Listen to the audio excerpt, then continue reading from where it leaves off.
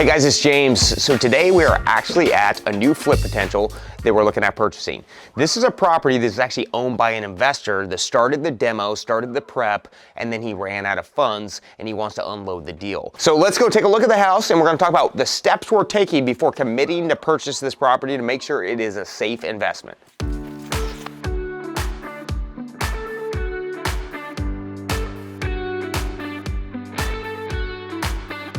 So before we walk through the property and look at what kind of remodel we need to do and what we're looking for, let's talk about the steps that we're taking right now before we even get to that point.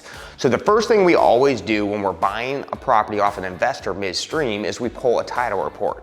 We want to make sure that there's no open liens against the property, any kind of work orders. A lot of times when an investor is dumping off a property, it's because they ran out of capital. That means they can't pay people. That means liens can be coming on the property, so you want to make sure the title is free and clear. The second thing we do is we talk to the city and find out what permits have been pulled, have not been pulled, and if there's any open permits on that job. When we're buying this property, if the permits are open in the previous seller's name, we're gonna either need those permits transferred to us or plan to have those reopened. So we wanna review the plans and what's been submitted and notified to the city. In addition to, if the investor has started work on the property and he has not permitted it, we want to slow it down and look at what permits we need to pull. This can take a long time when a project's in midstream, so you want to know what the time frame is. If I talk to the city after we leave here and they're going to tell me that it's 120 days before they're going to issue permits, then I might want to negotiate a longer closing term with that seller so I can make sure the deal is good for me.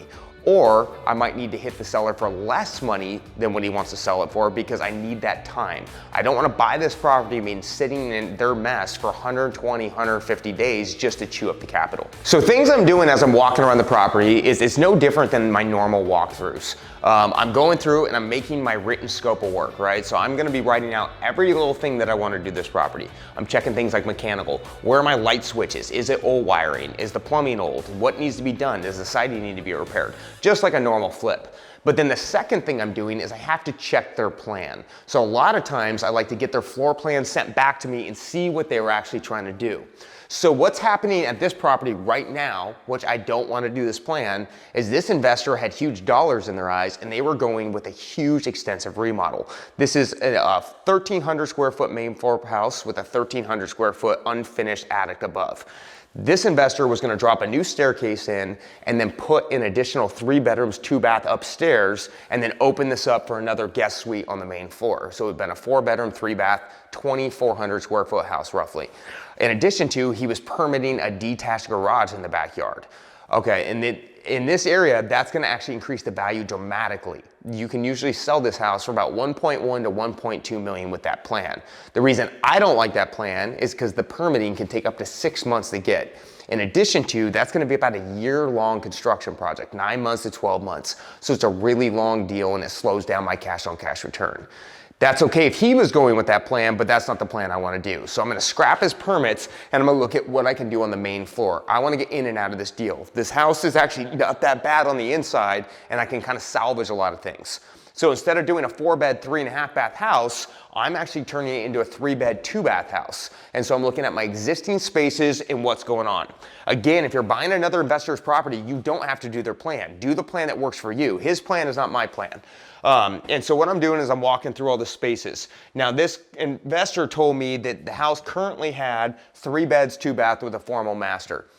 The issue is I'm looking at this 3rd bedroom and that's going to jeopardize my plan. I'm not a very tall person.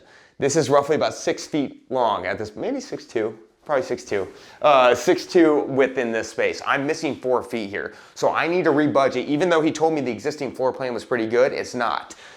Then at this point over here, as I'm rebudgeting, I have an oversized in-suite property. It's the right dimension, but it's really long. So what I can do is I can actually suck the wall back in and I'm gonna need to move the windows down, requiring some siding repair, but I can get my 3-bed, 2-bath plan. I'm just trying to verify what I'm trying to accomplish based on the comparables I pulled, that I have that product. Now I have to go back to the office and build the budget for around what I'm seeing in the walls. Yeah, it definitely looks like a Weekend Warrior special house. It looks like they started demo, they started installing can lights for some reason, and they started portions of the remodel, not in a systematic order. I think it's because they're waiting on permits. which is all okay, but I have to just plan on kind of replacing all this. Anytime I see remodel work happening with no permit and I'm buying it midstream, I'm budgeting to have the whole thing redone. I don't know who did the work. I don't know if it was done up to code. I need my electricians to kind of look at this in a little bit finer detail. I can already see the can lights aren't spaced correctly, so that's a red flag for me right now. But just if you plan for it in your budget, it's fairly safe. Looking at the bathroom, it's not the quite right size. So going in a cosmetic deal, originally this deal was sent to me for about $490,000.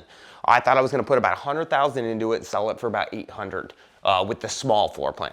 If I put $400,000 into it, I would sell it for about 1.1 to 1.2, but it would take double as long. So my plan initially, based on what the investor sent me, is not gonna work here. It can't be a true cosmetic reno. I need to add in at least 20,000 more for moving all these walls around, reframing this whole bathroom through this section, and then replumbing and rewiring the whole house because of what I'm seeing in the wiring. Originally, when I saw the photos, I saw Romex right here, which is good wiring all the way through. The problem is it's all Mickey Moused and it's not done to code. Actually, here's something, this is something weird right here. They notched, look at this, look how they set their wires. Woo. Not code. So it's not a true cosmetic, and that's okay, but that's gonna tell me that the price that was offered to me by the investor is not gonna work for me. I'm gonna need this at least 30 grand cheaper. And so as I'm walking through, I'm designing my own plan. Okay, this is all my new space. I now know that his plan is not gonna work for me. I need to meet with the city, find out what the permit timelines are, and then resubmit from there. That's gonna make me either offer a lower price or a longer closing period at this point. But overall, the overall floor plan's good. I can get 3 beds, 2 baths throughout this section. I can have a living room, a dining room, a kitchen, and then I need to go through this space. Wow, they ripped the trusses off this house, reframed them all this way. And so what this is telling me, so this is a red flag. I have all new lumber that's all the way been rolled through here. They've framed a whole new roof structure. They've sheeted it, they've roofed it. This is all new wood. If I go in and submit permits and this was never permitted, this can be another 3 to 4 months on my permit delay. That's a big deal. And so I have to investigate that. So as you're walking through, always check to see what you're looking at. Like I can see the old house here. I can see where it was ripped off, and I can see this is all new wood. And when I looked in the county, there was no open permits or ever a closed permit. So this all looks like a weekend warrior. Actually, I mean, the framing looks pretty good, so I wouldn't call it weekend warrior, but they did this with no permit, and to do that with no permit is a huge issue. So as we're going through here, this would be our formal laundry room, mud room off here. So we have the right spaces. Now what we have to do is make sure we have the right plan for the time frame. So from here, what we're gonna do is we're gonna rerun our budget. We're gonna get back to the office, we're gonna pull new comparables. We know that we can increase the value a little bit because we're gonna be taking this all the way down the studs, perfecting the floor plan, and it's gonna be a 3-bed, 2-bath house with a 2-car garage on an acre lot. That is our comp. In addition to, we have a 1,300 square feet above us that's full height where a homeowner can build into later, right? And so the next potential buyer can actually buy this house as a starter home and then add in later. So as I do my plans, I'm gonna think about that. That's gonna get me a higher resale down the road. I'm gonna figure out where they could put a staircase so they kind of know where it is. We're gonna make sure that our framers and engineers look at to make sure that this is all supported correctly. So if that person wants to go up and they wanna write an offer on that property, we can tell them, yes, you can go up, or no, you can't go up later. And then we're actually gonna insulate and drywall that whole space so when they come through, they're gonna be able to feel what that space feels like and that they can build into it later. But all this stuff takes verification. So I'm heading back to my office, I'm gonna pull new comparables. I'm gonna put my new value on it. I'm gonna run a new construction budget with all my framing and my tweaking to perfect the floor plan and get what I want to desire from there. I'm gonna verify with the permits and see how long I'm gonna be stuck in this condition until I get that permit issued. And then from there, I'm gonna submit my offer to the investor because then I know how long this project's gonna take, how much I'm gonna put into it, and what the exit value is gonna be.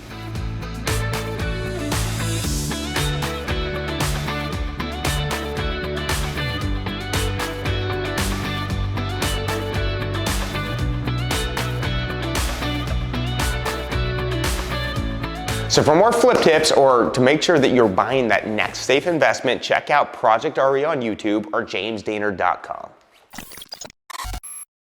All right, check out little feature in this bathroom we're looking at right now. I gotta remodel it, but it already comes with a feature. It's got a built-in secondary shitter. So if your toilet's not working, you can go right into the crawl space. Convenience, people will pay for it.